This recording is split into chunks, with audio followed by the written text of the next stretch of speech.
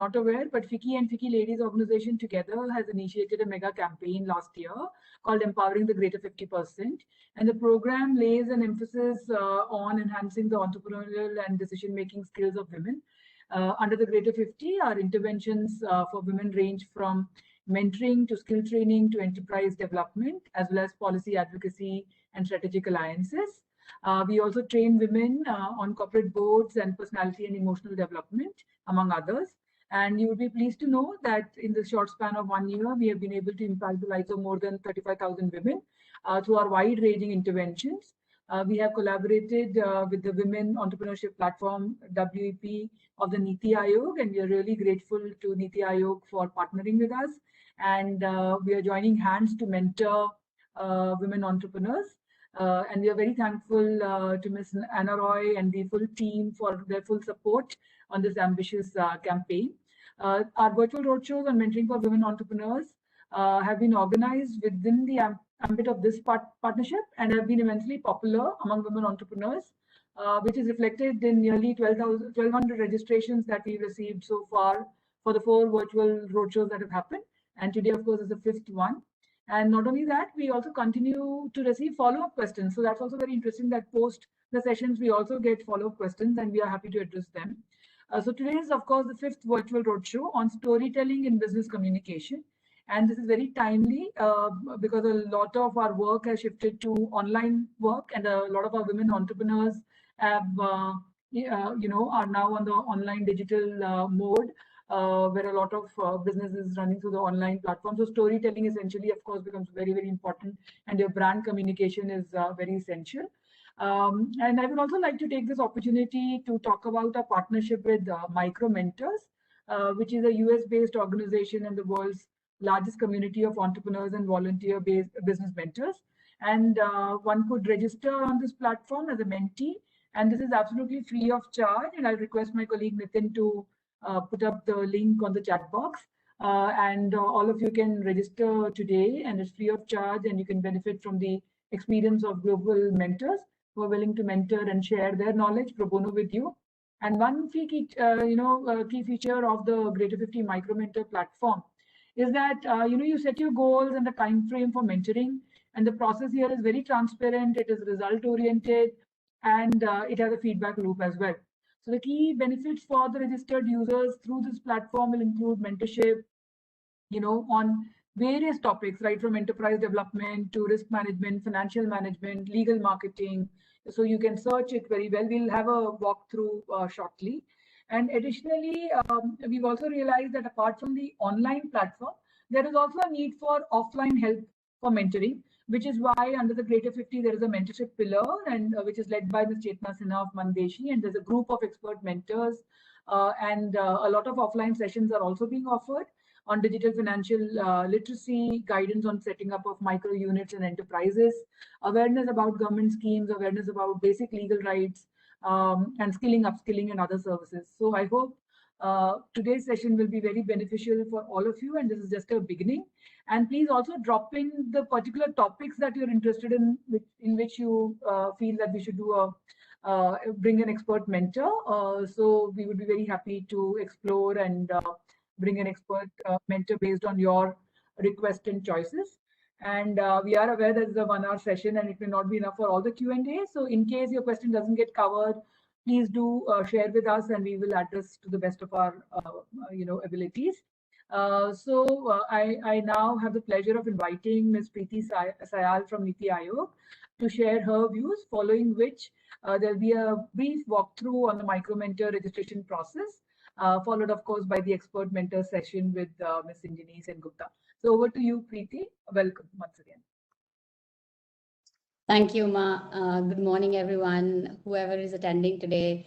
I cannot be more delighted to be on this amazing conversation today. I'm really looking forward to what Sinjini has to talk about. As Uma really said, the power of storytelling, it's very, very important, not just in businesses, anywhere you go. I mean, the motivation to do anything comes from the fact that there is a story behind it. And I think more than the pandemic, there are no more examples, I mean, you see these stories of healthcare professionals going out of their way to help people, or people helping people out. That's an immense story in itself.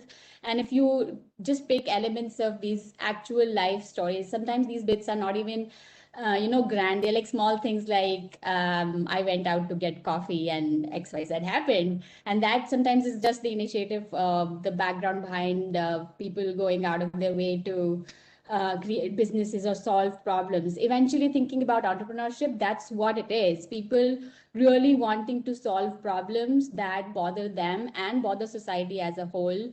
Sometimes they end up making a lot of money out of it. Sometimes they do not, but eventually this is a set of people who are trying to solve problems. And when it comes to women, especially, the plethora of problems that they face in this sphere specifically, they are immense. And recognizing that challenge, Niti Aayog started a women entrepreneurship platform a few years ago, and we've seen tremendous response from women all over the country. The participation in gender, the questions that we see, the range of questions that we see, and the scope of this by itself. It's not just a technology platform, like it's not just some random aggregator bringing women and users together. The idea is to bring more value in women's life as they're trying to figure out, you could be somebody who's like, you know what, I want to start my own business, but I don't know how to. This is the right place to come, because we have amazing organizations like FICCI that partner with us, and we try to figure out, we try to get into their shoes and figure out how do we enable and empower these women every step of the way. Mentorship by itself is very important in that sense, because if you're, let's say you're a successful company, you have your Series A funding, and you're like, okay, you know what, how do I take this business globally now? Because in itself, there are schemes, government schemes, there are so many provisions all across states and center, and again, organizations like FICCI that do enable and empower women and entrepreneurs in general. You would probably not have an idea if mentorship was not a component of this program. And I have personally seen some of this content, and I have learned every time I have gone and looked at it. So there is no dearth of information, and the willingness of the platform itself, with FICCI itself, to help these women out. I don't think I can stop talking about it, but in the interest of time, I would let Srinjini please go ahead and start with her conversation. Thank you so much, Preeti. Thank you for your word of encouragement, and absolutely that this is a great partnership, and the whole purpose of Niti Aayog and FICCI is just to empower as many women as possible through all the networks and the partnerships that all of us have. So that's the whole idea, the power of partnership and how we can really empower. Before I hand over to Srinjini, just a quick walkthrough on the MicroMentor platform. And even before that, one big announcement that I wanted to make to all the women entrepreneurs out here today is, as we've done our 1 year, we are launching our Empowering the Greater 50 first conclave and expo on in end of September. So would really request and all the participants here to register. It's called the Greater 50 Conclave and Expo. You can also register to exhibit. It's a virtual expo and conference, and please make use of the networking opportunities and the sessions that we are having over 2 days. So I'll request Nitin to post that also in the chat. Just wanted to say that. So I'll quickly just go through a walkthrough of what the MicroMentor platform is all about.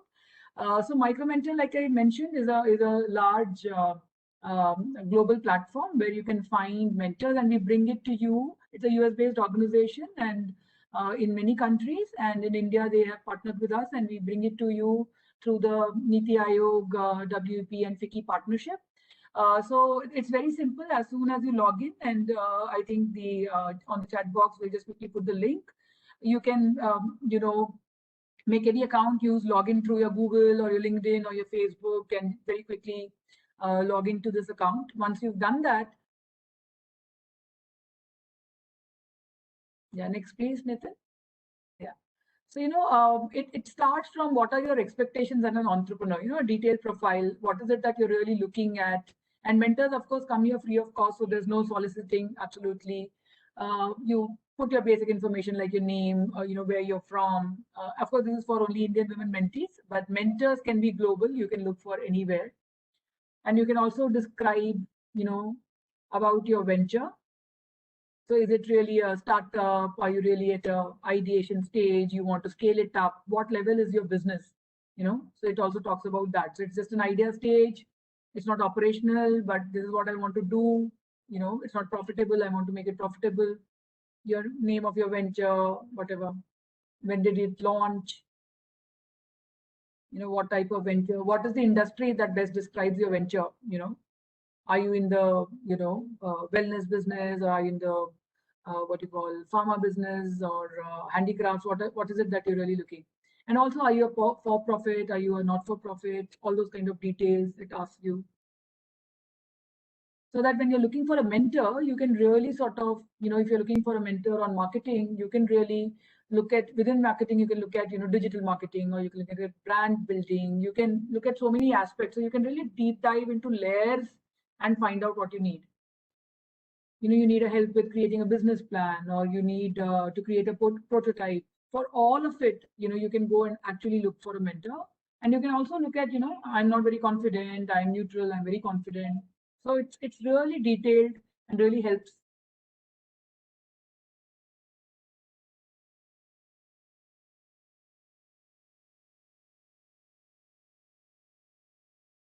Next, please, Nitin.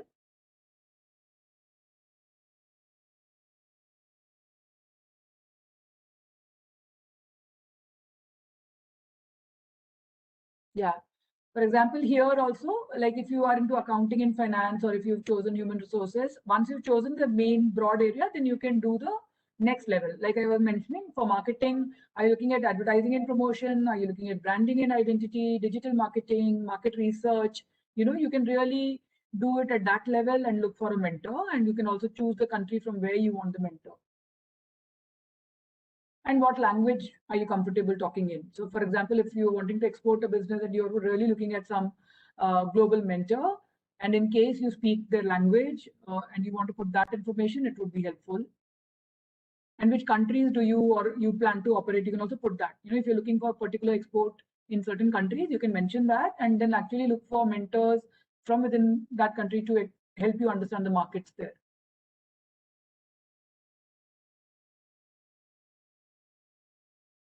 Next, please, Nitin.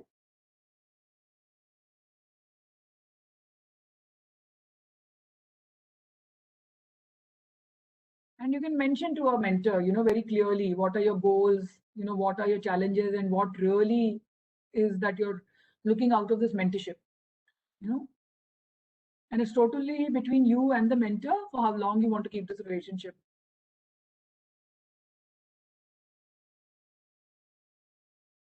Next, please, Nitin.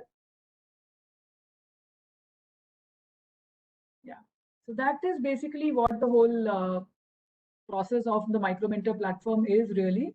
And it's very simple. I would request all of you to log into it today and register as a mentee and explore the platform. It's very simple, very self-explanatory. And in case you have any questions, please do come back to us and we will help you out. And with that, of course, the moment that you all are waiting for. And with great pleasure, I would now like to introduce you to our expert mentor, Ms. Sinjini Sengupta, who's an alumnus of the Indian Statistical Institute and a qualified actuary turned award-winning author, speaker, and columnist. She is the founder of Lighthouse, where she serves the mission to bring hearts to work. She's spoken on TEDx multiple times, and she's a distinguished Toastmaster, the highest education degree from Toastmasters International. She's also the national president of mentoring and soft skill at WICCI, and volunteers as mentor, coach, influencer on a number of platforms such as Toastmasters International, Sheroes, Jobs for Her, etc. At Lighthouse, she works with leaders, founders, and professionals and social change makers. Her work integrates interdisciplinary tools of creative writing, so storytelling, conscious communication, emotional intelligence, neuro-linguistic programming, and socio-psychological insights. Thank you so much, Sinjini, once again, to join us as an expert mentor. And I'm sure all our participants here would find your session very valuable. So over to you, Sinjini. Once you present it, that's when we will open the floor and I can ask some questions that have come to us prior from all the participants. Thanks, Cindy. Thank you so very much, Uma. And to listen to you and Preeti, I was very dearly reminded of this line by Ram Dass, where he says that we are all walking each other home. And I do feel that this is really a match made in heaven with Niti Aayog and FICCI Flow coming together and walking the sisters home.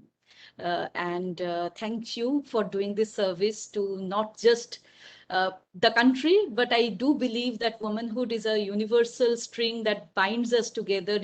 The very common ground of fertile imagination, of potential being ourselves, and the beauty and the softness of the heart that you bring to the table with this initiative is really something that I personally feel I owe, gratitude to. So thank you for doing that.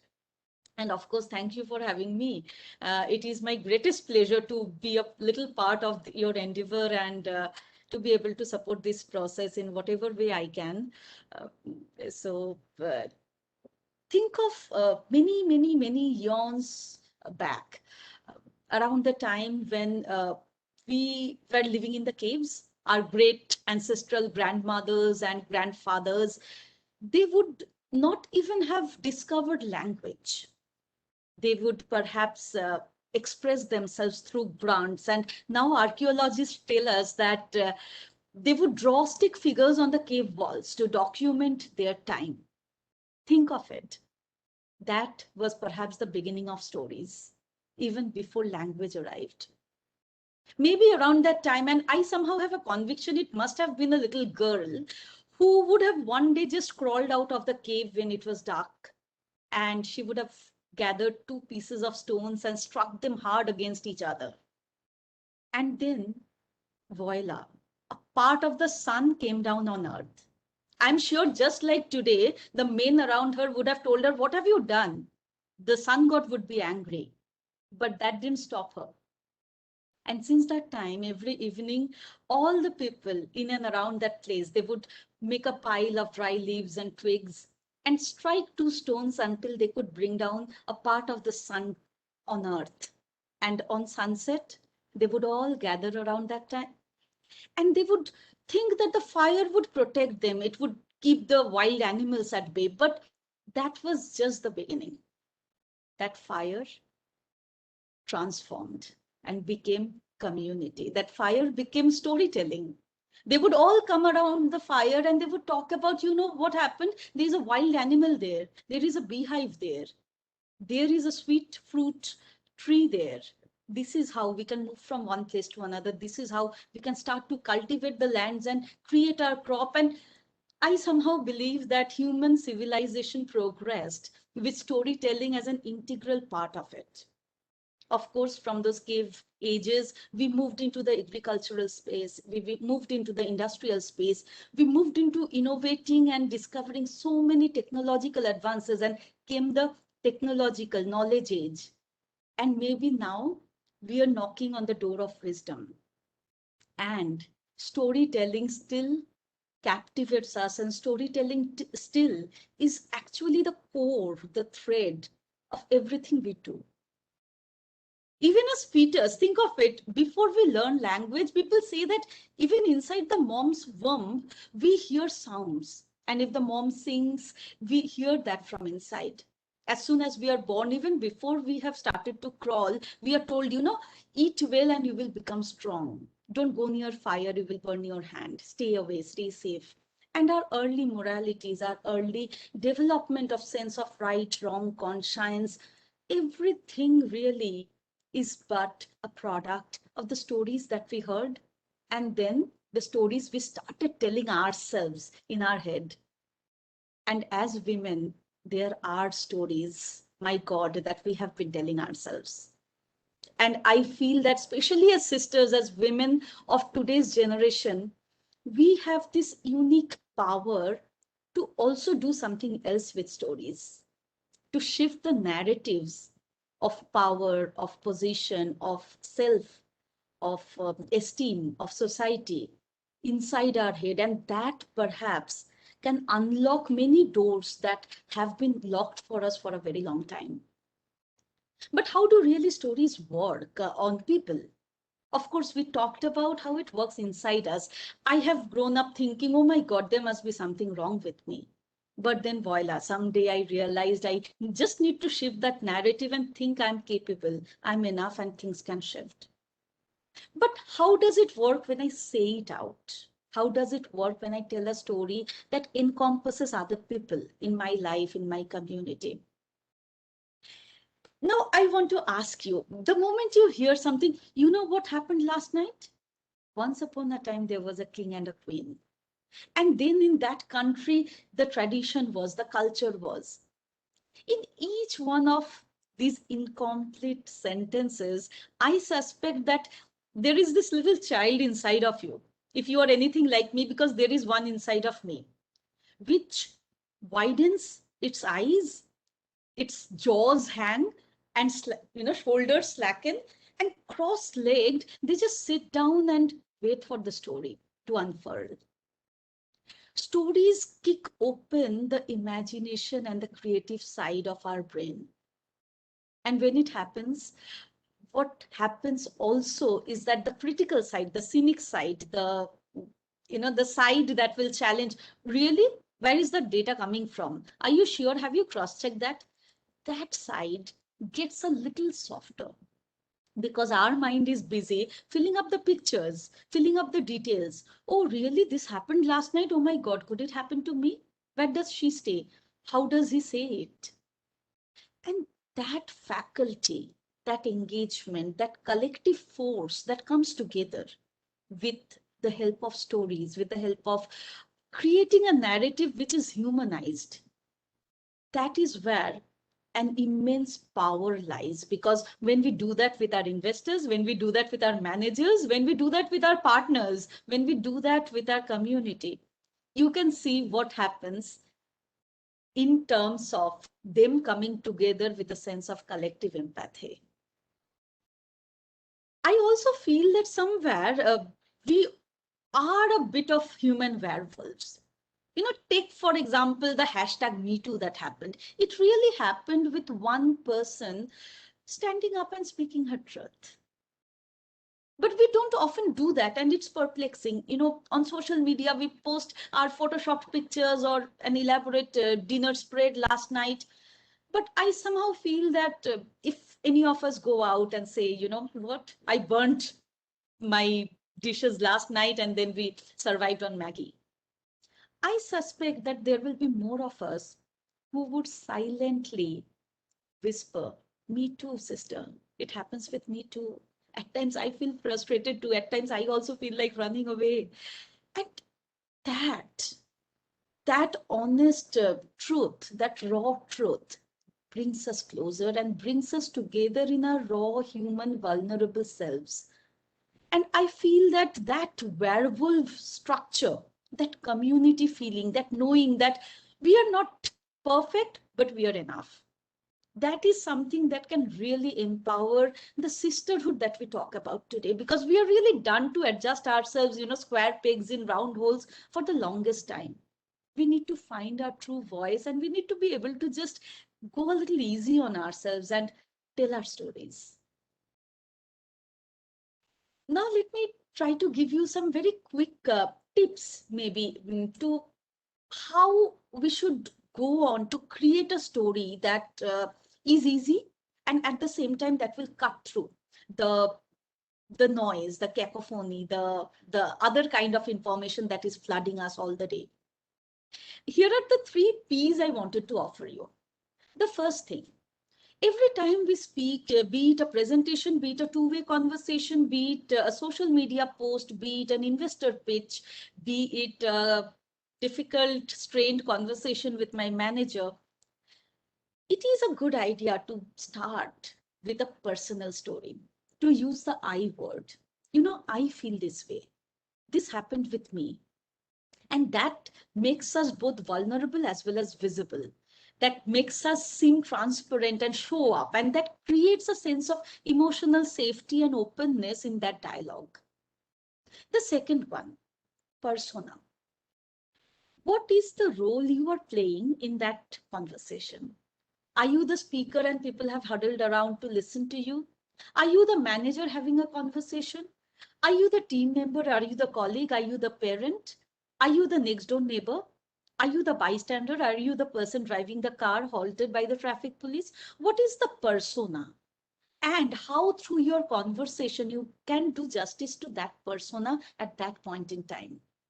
And the third one, after we have represented ourselves, be willing to show up and be seen and represented the role we are playing and put our stakes on the table, can we personalize the address to the person we are talking to?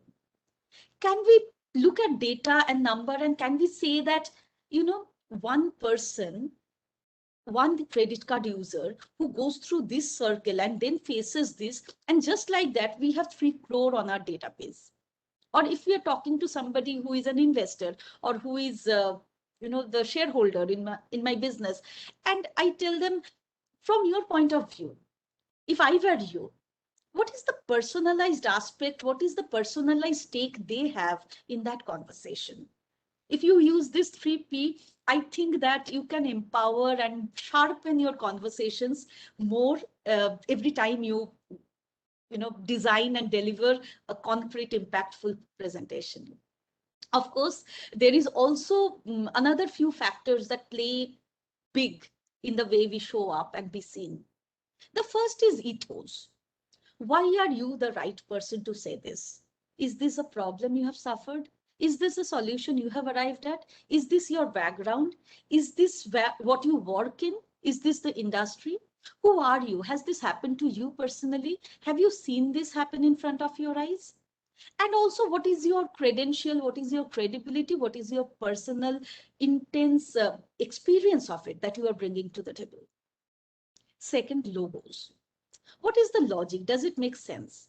Of course, we need a big dose of emotion, but at the same time, does it make logical sense? Does the data add up? Is the maths right? If you do this, does it really solve that problem? And for many of us who are entrepreneurs, we know, right? We can dedicate a whole lot of time to make an intriguing, intense statement on the problem. But does our solution really solve the problem? What else? What is the resistance? How can you evade it? And of course, the pathos.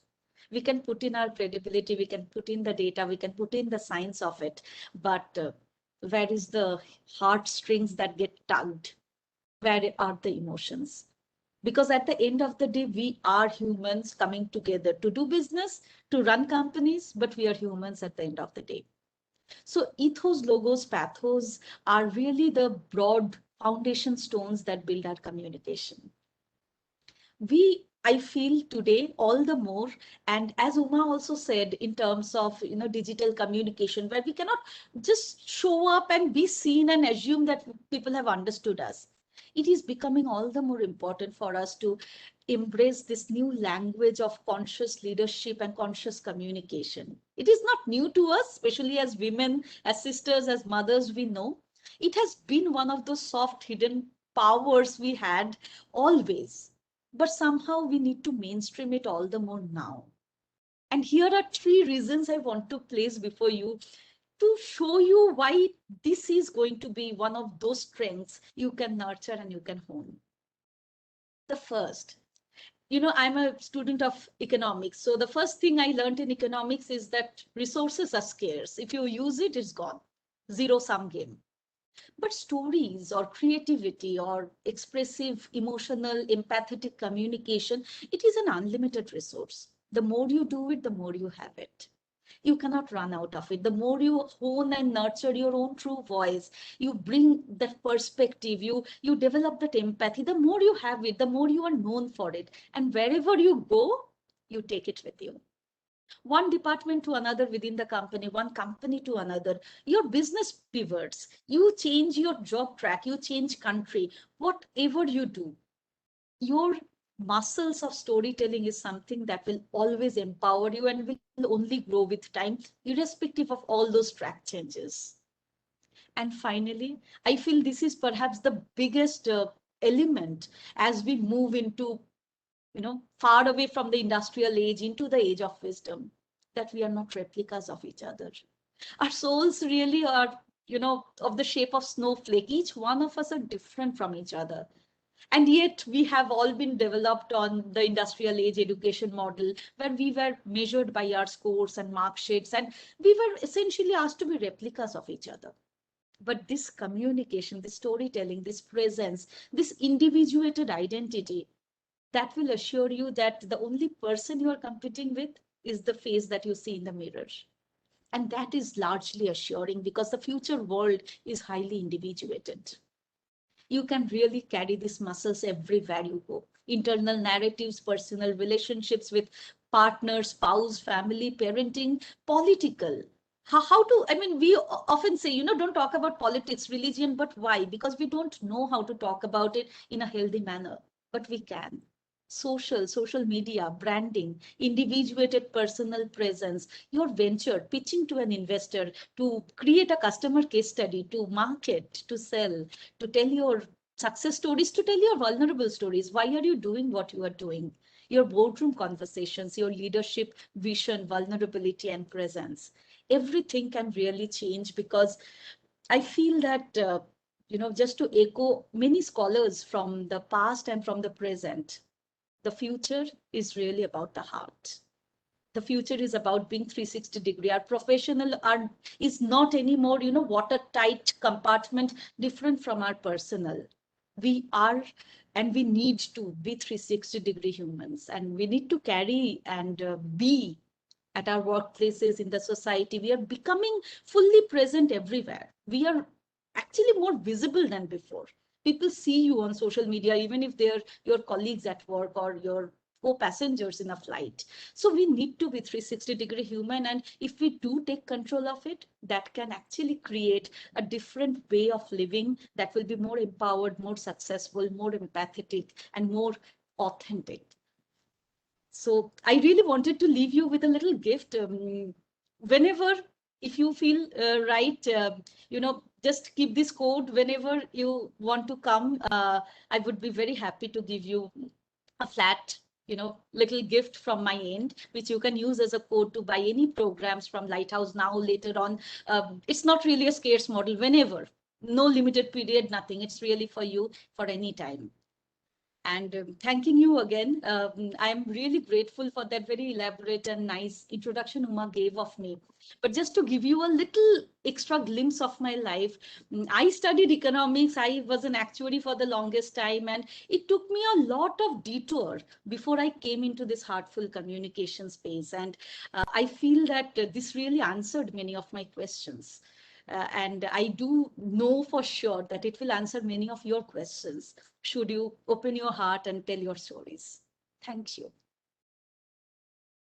Thank you so much, Sanjini. That was such an amazing presentation, and all about the art of storytelling and telling our stories. Really wonderful. Thank you so much. And Sanjini, I would now like to, do the Q&A session. Some of our participants have, sent us questions prior, but I would also encourage the participants here. They can share anything live right now on chat box, and we will take those up also. So just to very quickly begin. So there was one question which is interesting from Isha Virmani, and her organization is called Ishashi. And what she's really shared is that she's a hardware engineer and an industrial designer. And her venture is about customizing and designing lifestyle products, home decor, lighting, furniture, sanitary hardware, etc., using the upcycling method with sustainable materials like brass and copper. So her question is, as I hail from Moradabad, I'm currently starting with the trading process as advised by our professors. And she has two questions: that when in this industry, everyone has the same story of modern day products with old traditional craft techniques, how do you really stand out? What striking story should I build around the brass and copper products? We thought of using Midas Touch and Rohilkhand culture in our trading story. Please advise. That was the first question. And our second question is, what is the value that customers will perceive apart from design aesthetics of the product the underlying emotion we want is to be desirable, and we want to target high-end customers. It would be great if you can guide us, and that's what second question. Sure, thank you. I think that's a brilliant question and one of the best ones to begin this with. So talking about customer and sales, I feel that there are two very major forces or sentiments that work on it. One is the sense of dominance, that I have got something better than my neighbors. And the other is the sense of affiliation, you know, you too, me too. So how can we try to evoke the need for both of these? Now it's very interesting to hear what you are doing, Isha, and especially in terms of, you know, the bronze and copper. I feel that that's a beautiful thing to work with. And essentially the question I feel you should ask is how to change the product identity into a sense of heirloom, into a sense of, you know, something that is precious, that can be handed down by the generations, that belong to our grandmothers, and our grandmothers would wash this using turmeric, etc. Now it has come. So there is both that elevated status as well as the nostalgia and a little bit of, you know, mere paas maa hai kind of a sentiment. Also, the other thing when it comes to dominion and to get a sense of, you know, in lack of a better word, a little snobbery effect on your stories. I remember there was this one story I had read. I think it came many, many years back in New York Times, but I read a recollection of it. That, you know, John F. Kennedy's this thing, the measuring tape, that was auctioned for $50,000 back in like 25 years back from now. Now, why would a measuring tape cost that much? It is the narrative, it is the story, it is the belief that it is precious. In fact, I had, read a very interesting anecdote to that, you know, this person buys this and then suddenly somebody's, you know, the carpenter comes in next day and says that I left my measuring tape and I picked up another one, and so that was broken, so I threw it away. Now give me back my measuring tape. And the owner realizes that the 50K worth measuring tape is gone.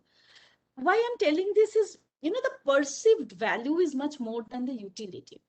I'm sure your products would be great on utility, but to have that premium pricing, the perceived value, Midas Touch is definitely a great one, but many, many other stories can be weaved around it, like, you know, the queens and the kings, or, you know, mere paas maa hai, or, you know, this is what belonged to my grandmother's generation. Would you want to hand on something that will remind your children or your grandchildren of you? We won't be around, but these things would, you know, tell us more about our times, and this is Indian. So a little bit of storytelling around that could be useful for you. Great. Thank you so much, Sanjini. That brings us to our second question, which is from Sarita Chilakapati, and her organization is called Innomet Advanced Materials Private Limited. And her question really is that how can a SME attract the investor and the customer at the same time? Is the same story to be told in a different way, or what are the guidelines to be followed for each? Okay, no, the same story should not be told to both, but at the same time, your story could be up to maybe 60-70% the same, as long as it is about you and you are showing up. But your persona will change. When you appeal to your investor versus when you show up in front of a customer with a marketing message, your persona will be different. One would be establishing yourself, another would be to seek their help and their agency. Also, you know, as I often say in my programs, that first I do the personal narrative where you are the protagonist, you are the hero. And we do, you know, Joseph Campbell's hero's journey as to what problem and what solution. But soon enough, we bring in the twist in the tale that you are not the hero. Your audience is the hero, because you need to put the spotlight on them. And when it comes to your customer, the way they would use a certain product and the way their lives will change out of this, they would feel a good, you know, goodness, they will feel whatever your product is going to be very different from what the stakes are for an investor. If they put the money in it, can they rely on you? Are you all in it? Are you going to put, what are your plans to scale, sustain, reach out, go to market? So you have to understand their motivation and stakes, and you have to calm their resistance and their anxieties. So yes, maybe depending on how much of the proportion, the content could be a little same, but the motivation of your two stories will be very different. Great. Thanks, Sanjini. One more question, in fact, similar to what was just shared, but only thing is, this is Pooja, and the organization is BTC.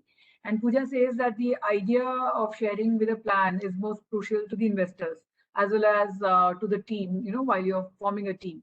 But how must we communicate to ensure that we express ourselves well, yet be safe in sharing our idea, only as much as required? So how to sort of, I think her question is how to do a limited storytelling without the idea being taken away. Right. That's a great question, and also not your idea, but our anxiety shows up when we rush.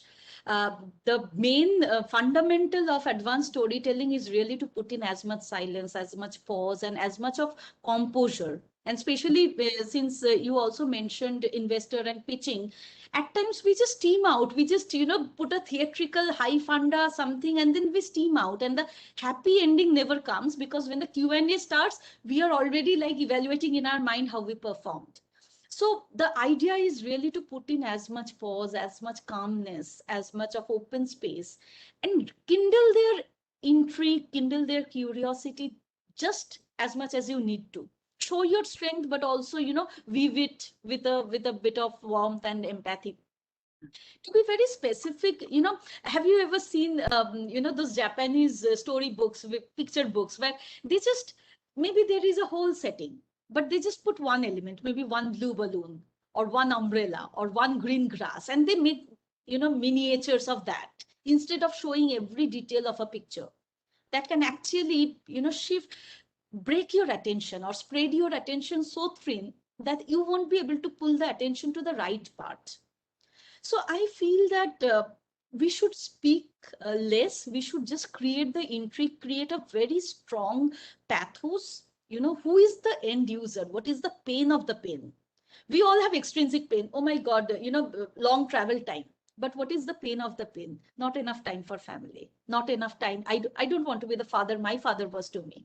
So that's your intrinsic pain. Your pain is not traffic. Your pain is fatherhood.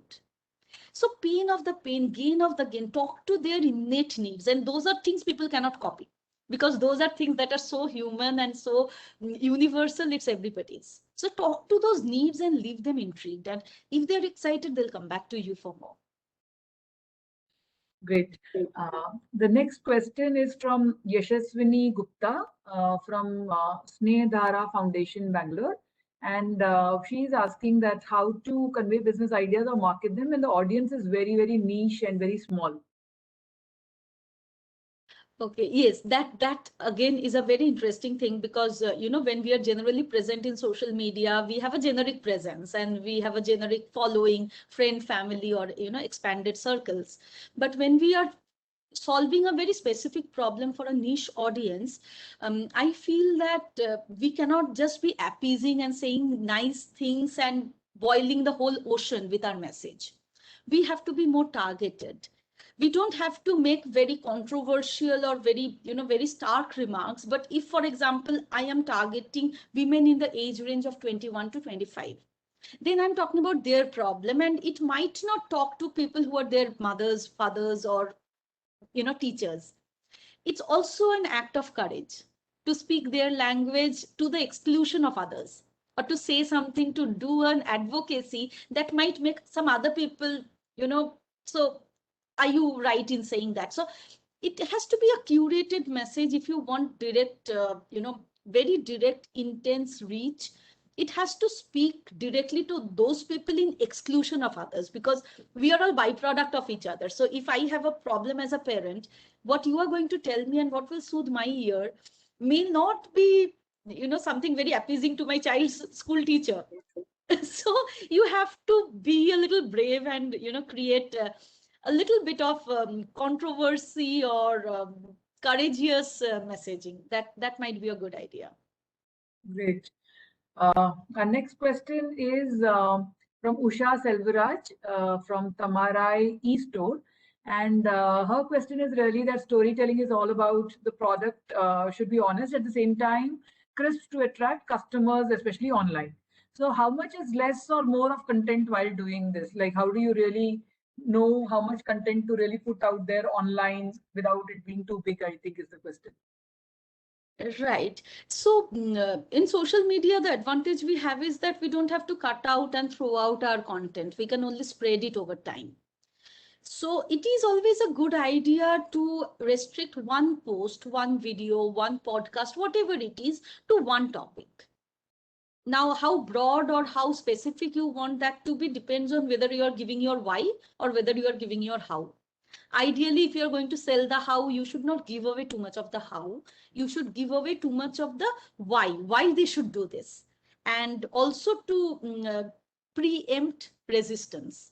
Why they might still be holding back because they understand the why, but it isn't a pain. It isn't, it isn't a burning desire in them. So why and the resistance are really the matters. And if you can list out, these are the possible reasons my customers are not buying from me, these are the reasons why they should, this is how it will impact, and pick up one topic at a time and work through it, and then come to the next topic. We can still cover as much as we want to, but break it into bite-sized pieces, because of course our human attention span is less than a goldfish. And many, if you think of it, Instagram, LinkedIn is even coming up with LinkedIn stories. So Facebook, so stories are really, the new format we are talking today. But it is also important, they are coming with their studies. Why 35 seconds? Why 1 minute?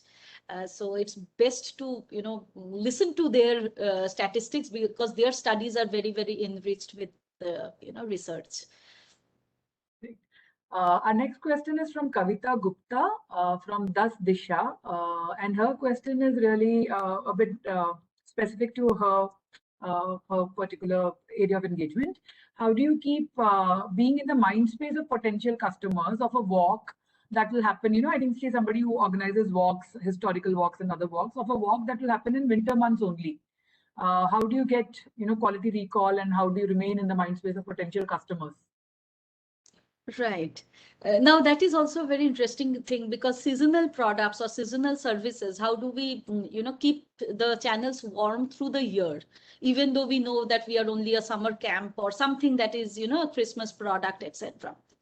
I feel that once we have identified our target group, we may not go very intense around the year, and we might also be busy doing something else. If we are selling a seasonal product, we might be doing something else ourselves, but just to keep the channels warm with stories that are not directly about our product, but that shows your concern for them. Like, how is the summer treating you? So have you visited a new place recently, or anything that is maybe somewhat connected to the work you are doing? If you are, again, historical walks, if I take an example, during December, so oh, it's burning summer, don't you wish that December comes sooner than it, why is it still 6 months away?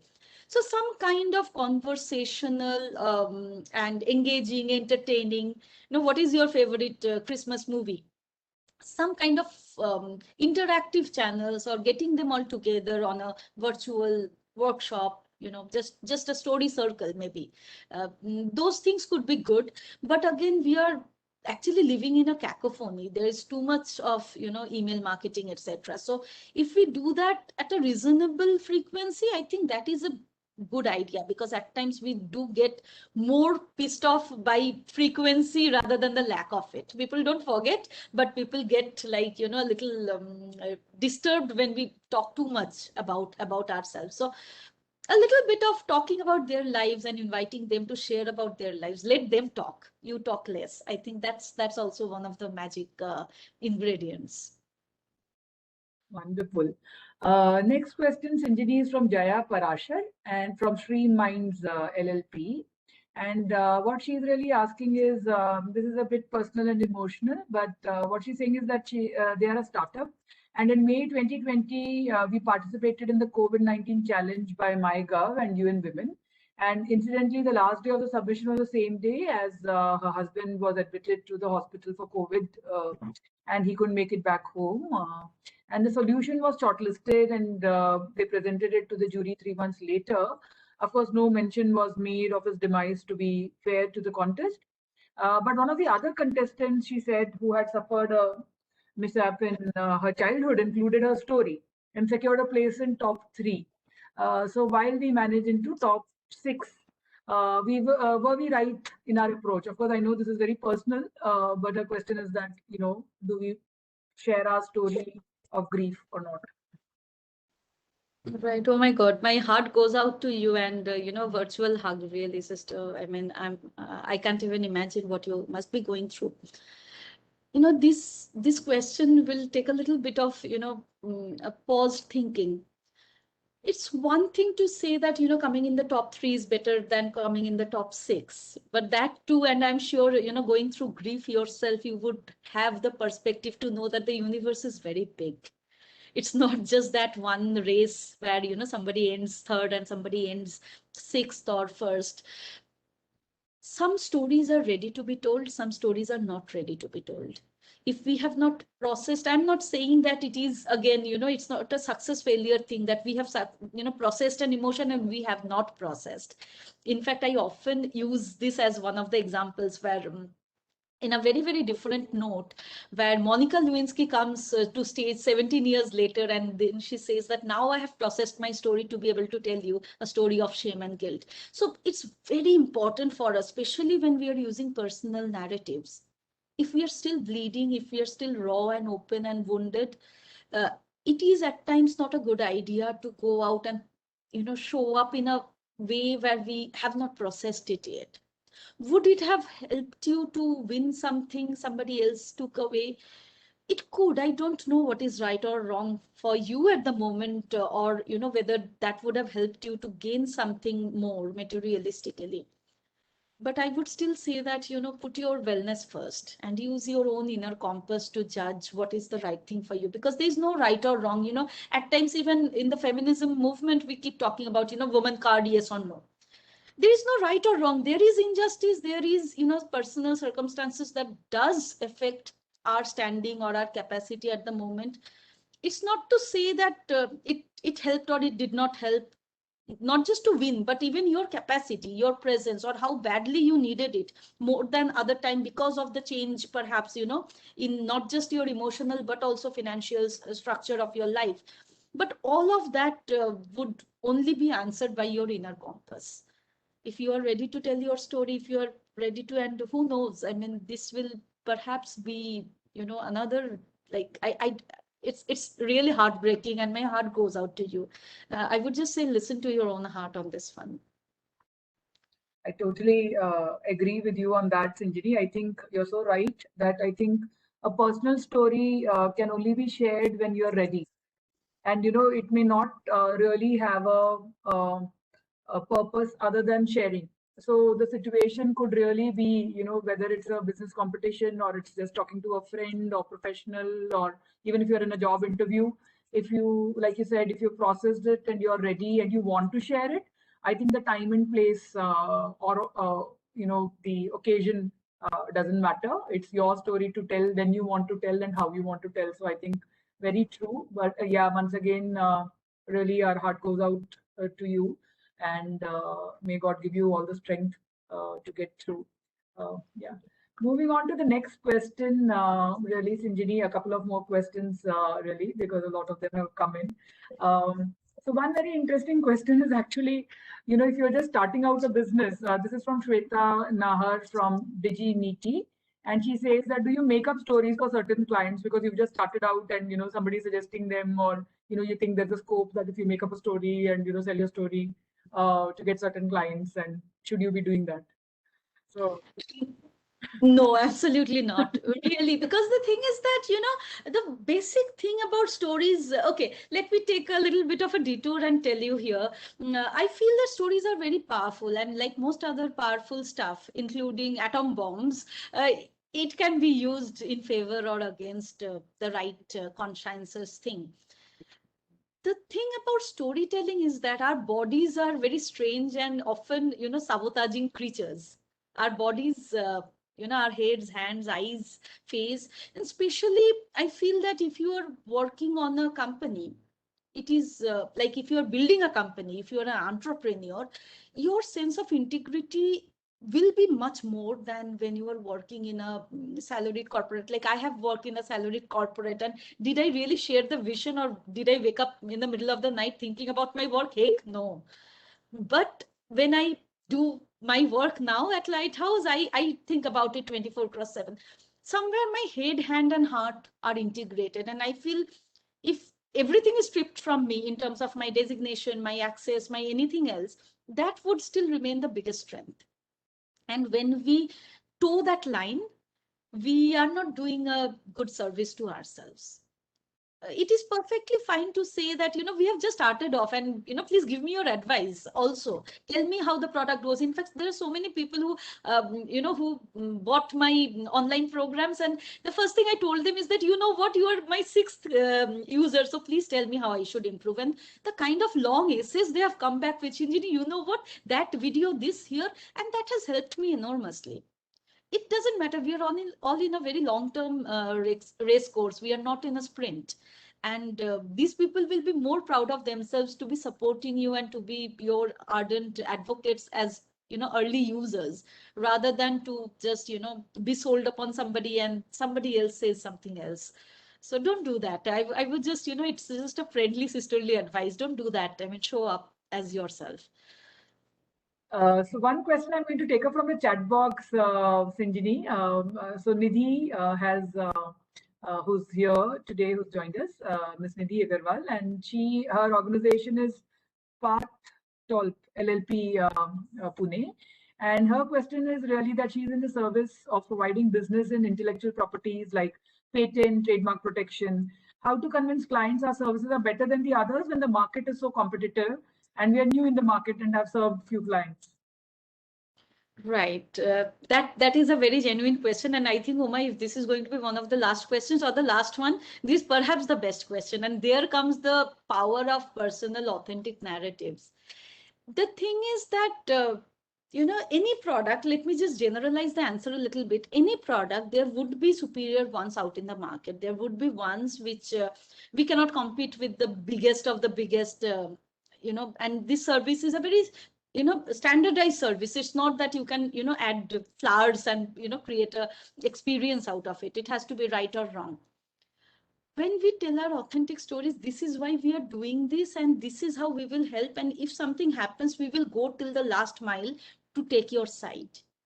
I think when we speak to like yours is a bit of a legal service, and there are many other services. There is this hidden fear in us, as much as we need the lawyers. I hail from a lawyer's family, my father, grandfather, but in general, as public, we have general distrust towards the lawyers, at times towards doctors, certain service providers, because we treat those worlds as a little opaque. We don't understand whatever they say. We have to accept that. It's almost like they write prescriptions and we are not the decision makers. We don't know how much money is involved when we get into a legal tussle.